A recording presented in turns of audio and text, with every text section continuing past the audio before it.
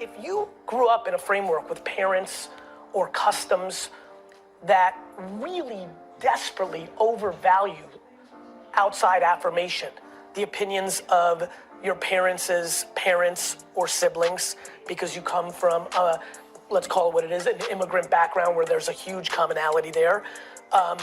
School, you were so deeply bought into school that the short-term affirmation of every 90 days with grades and report cards made you comfortable. It's very hard to then go into, hey, this is what you should learn from entrepreneur land. Like, don't worry about it, it's all gonna be fine. That's very hard. You've fully built yourself as an animal to completely value outside judgment that is not based on the market, but based on another human being. That's what I'd like people to learn, which is like, hey, like, what are we doing here? You've won the 400 trillion to 1 lottery of being a human being. Do you really want to live with regret? Like, do you not understand that the internet is the greatest optionality in the history of mankind? That our grandparents and everybody behind them had nowhere close to the options you sit with today? And really, like, what are you valuing that's making you conform into doing something that doesn't make you happy? Your current overhead? That's all we do. So knowing that that's very hard in a human way, the situation you have with your parents, all that stuff, the professional one feels like I have a prayer of communicating that and letting people, and here's my point.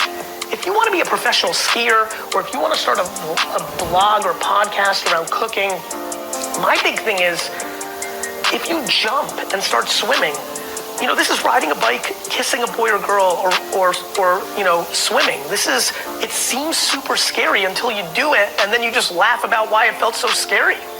Like, if you go do that thing and live more humble, live with judgment, you could always get a job again. Like, I don't know, like, my great fear is regret. Because it is the obvious thing I see in people that are 80 to 100 years old that seems super scary. Nobody was thrilled that they played it safe. You don't see it. And I think people should spend more time with 80 to 100-year-olds that aren't their grandparents. I mean it.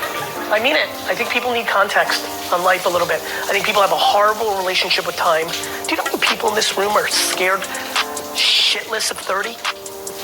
Like it's some thing, like it means nothing. But our society has decided to tell you that you have to figure it out, and married, and children, and what are you talking about?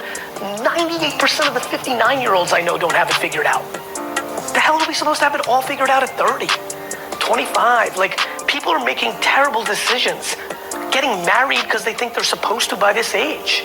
You know, like buying homes because they think they're supposed, like the rules of modern society have led to, everybody wants to blame technology, you know, and drug companies for, you know, all our problems. We need to blame our norms, our expectations, our ridiculous North Stars that make no sense. We're living, when I look at this young of a crowd, they're living to 110. There's an enormous amount of people in here that are gonna live to 110 and are freaking out that they don't have it figured out by 30. You're not even a fucking quarter of the way there yet. What are we talking about? So you know, that's very heady stuff. In its practical layer of business and life and jobs and career, I think everybody owes it to themselves to start something on the side around something that they're really desperately in. The reason a lot of entrepreneurs are workaholics, there's a whole different reason they're alcoholics. Honestly, I'll just go to that for a minute. Entrepreneurship is super lonely. I hate that entrepreneurship is cool now, because people that are not entrepreneurs are jumping in, and it is a dangerous, lonely game. If you're not a purebred, you will get eaten up. If you don't love losing and love the struggle and love the pushback, you will lose. You will be unhappy. But the reason that a lot of entrepreneurs are workaholics is because they love it. They got lucky. They like literally love, like I remember not loving it. I mean, being in school, looking at the clock from first period on, those days, one day in high school feels longer than the last decade of my life. I mean that.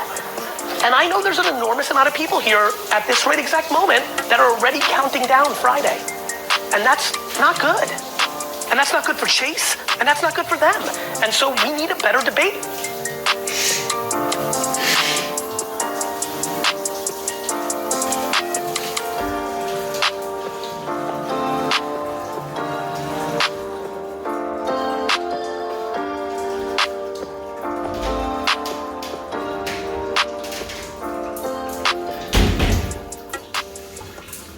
end today's podcast, I want to give a huge shout out to the people. You know, it's so funny.